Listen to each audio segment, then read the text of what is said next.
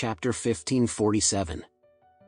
Because of the strong cold air, the temperature in Eastcliff dropped sharply at night, and heavy snow fluttered in the sky.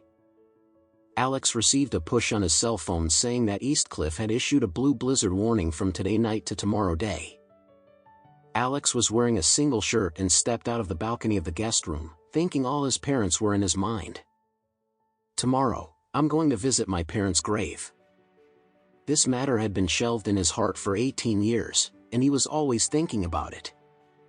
When he was in deep thought, he suddenly heard Kano's voice. "Alex, are you not cold with so little clothes?" Alex looked back. Kano didn't know when she had entered the room and came to the balcony door.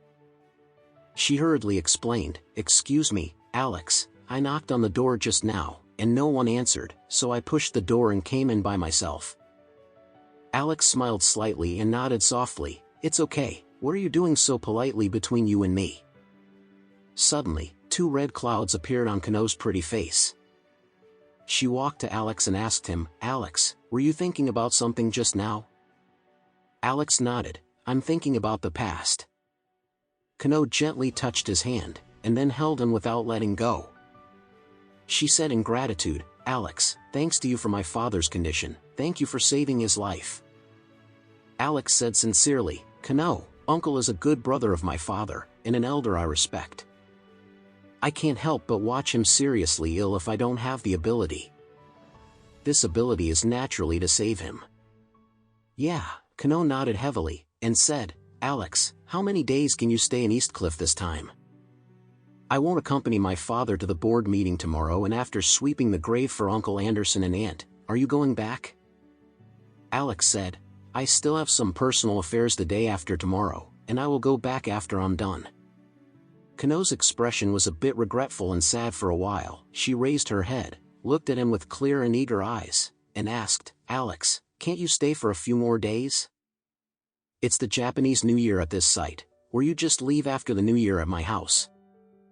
Alex chuckled, "There are still 20 days left during the Japanese New Year. If I never go back, I can't explain to your sister-in-law." Kano said with a pretty face, "I don't admit that she is my sister-in-law, and you are not really my brother, you are the fiancé I have identified since I was a child." Alex shook his head helplessly and smiled, "Okay, what you say is what you say." Suddenly, Kano felt a little disappointed and secretly said, "Every time I chat with Alex, he always reminds me in various ways that he is married. But, doesn't he know that the life of his parents is greater than the sky? At least after so many years of warning myself, why can't he be like me?" Thinking of this, Kano couldn't help sighing, holding Alex's hand, and couldn't help but use some strength, and said with a bit of sadness, "Alex, you are the young master of the Anderson family, and you are so capable, Richard and Oris Hill, you cannot tolerate long. Sooner or later you have to return to Eastcliff."